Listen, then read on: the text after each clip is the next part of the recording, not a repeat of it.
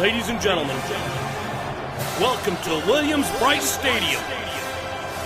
Now put your hands together for your South Carolina Gamecocks.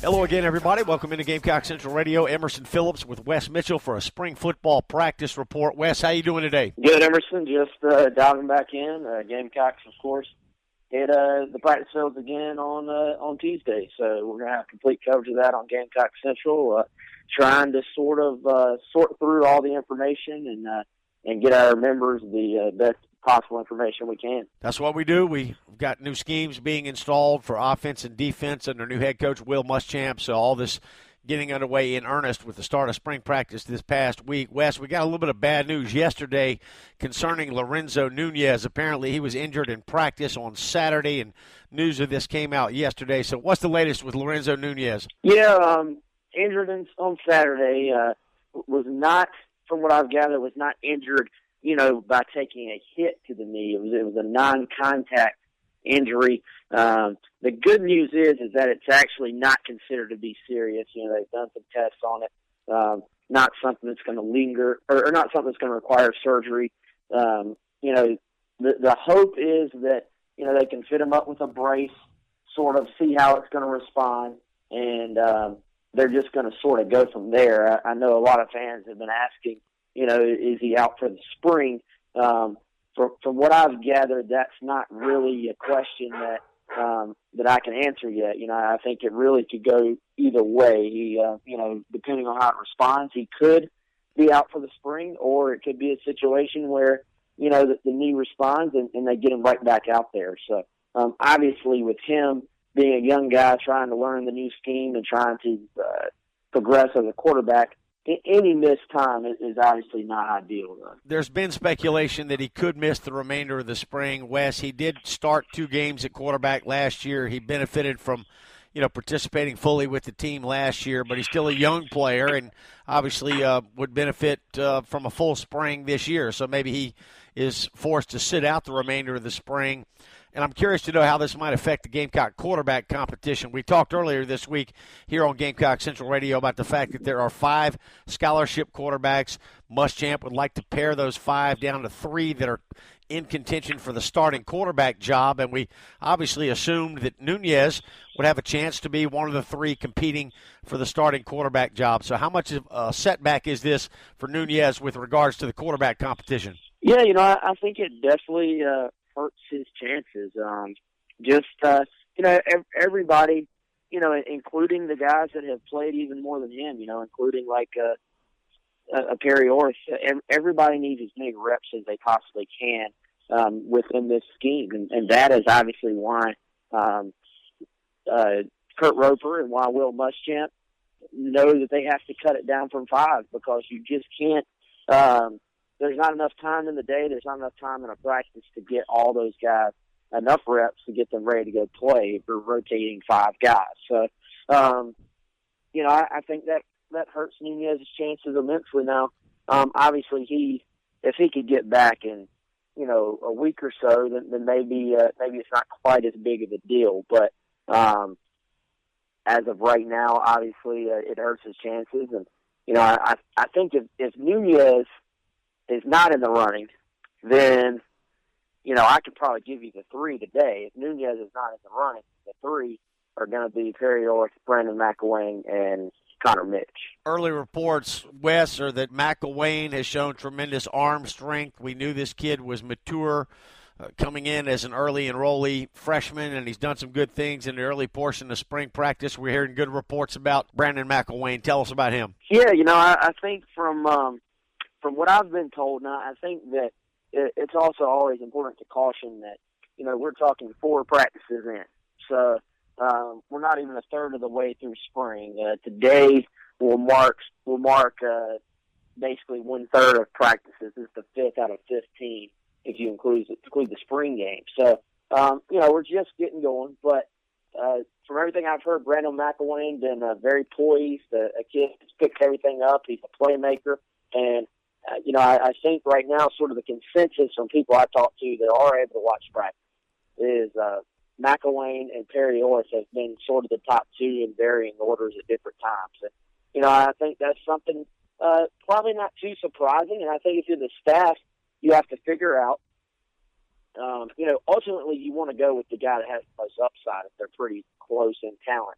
But, if you look ahead, you're on the road to start the season.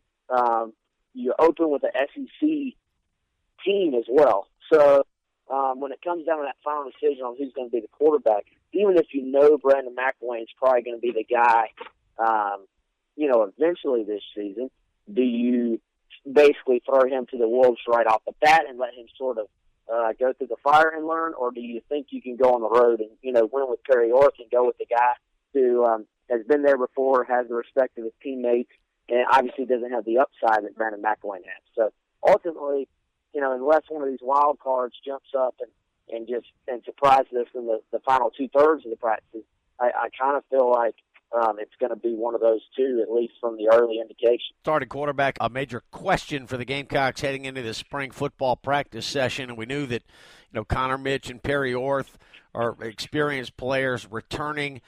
Nunez did get a couple of starts last year. We knew he would factor into the competition. This injury that he sustained on Saturday, while it does not appear to be serious, we're still kind of early in the diagnosis of that whole situation. We don't have a lot of information yet. And health is obviously the major concern for Nunez, but McElwain sort of an X factor at this point and may be an option moving forward. So very much a fluid situation, as we talked about earlier this week here on Gamecock Central Radio. Wes, I wanted to go back to Nunez for just a moment. Suppose for a moment that the injury does set him back in the quarterback competition. Might that better facilitate a move for him to another position? We talked this week about, maybe he goes to wide receiver if the Gamecocks appear to be set at quarterback with one of these other three players or a combination of these other three quarterbacks. Is it possible that Nunez, with the injury and a little bit of time off here during the spring, may be more likely to move to another position? We'll see. I think it probably would have been more likely for him to move in the first place, if he just straight up was left out of the three by competing and sort of got that, it probably would have been a surprise to him as a player, like, I can't even break the top three. Maybe I need to look at another position.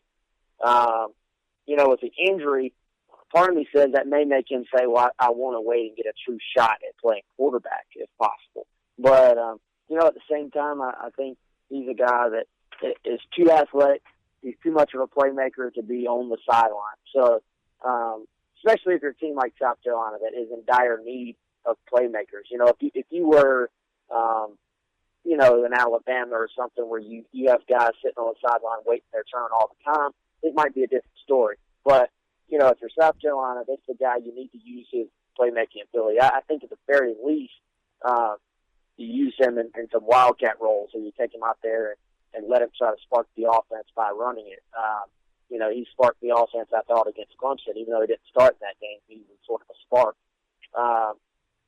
But yeah, I think that's always going to be a possibility with Lorenzo Nunez, and I think we all just have to also remember that just because he's big and fast, most of the guys that South Carolina is going to recruit at wide receiver are also big and fast. So, it doesn't necessarily mean that he would even be able to make a smooth transition from one position to the other, basically on the fly.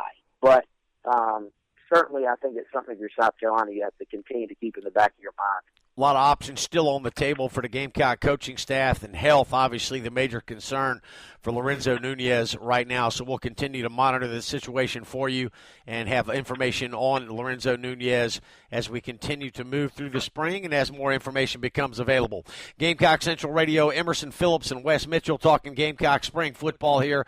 Wes, speaking of the receiver position, I noticed in your column this week that's available to our subscribers on GamecockCentral.com that the top two wideouts, granted early in spring, have been the two that we thought would be, and that's been Brian Edwards, the freshman early enrollee out of Conway, and Debo Samuel, who played sparingly last year, banged up a little bit a year ago, Debo Samuel, but a kid that had a good preseason camp last year, and there were high hopes for him going into last season. So it looks like, right now the top two receivers will probably be Samuel and Edwards, and the Gamecocks are looking for pass catchers. We've talked about this all offseason, Wes. Yeah, absolutely.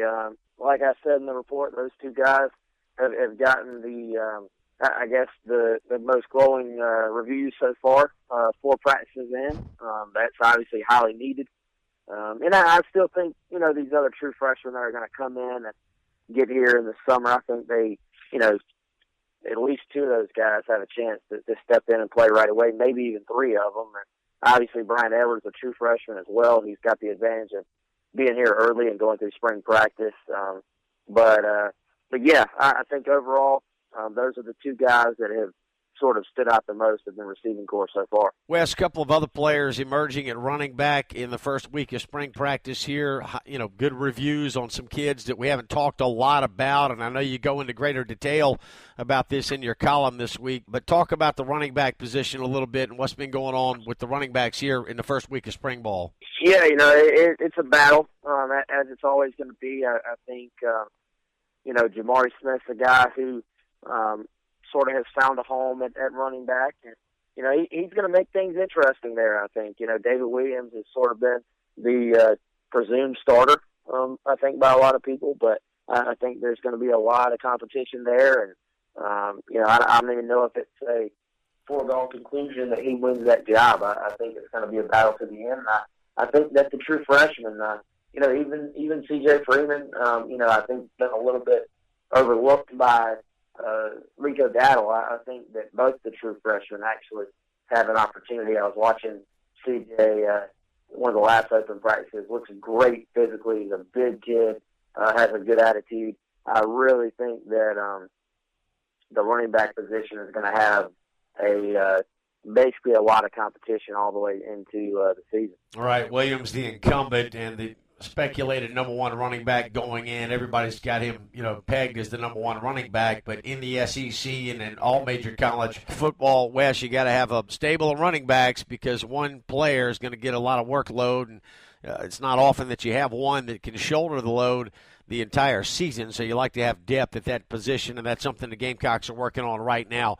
Busy time, Wes, with spring football really just getting cranked up. Scrimmages coming up before the Garnet and Black spring game that will take place at Williams-Brice on Saturday, April the 9th, and I know you'll be busy covering the spring practice period and keeping our visitors updated on all the latest Gamecock football information. We appreciate your time today. Absolutely, man. We'll talk to everybody soon. All right, he's Wes Mitchell. I'm Emerson Phillips. This is Gamecock Central Radio, and we will continue to keep you updated on Gamecock football as spring practice continues right here on Gamecock Central Radio. Thanks for joining us. Everybody from the Gamecock stand up, represent, put your hands up. Gamecock stand up, represent, put your hands up. Gamecock stand up, represent.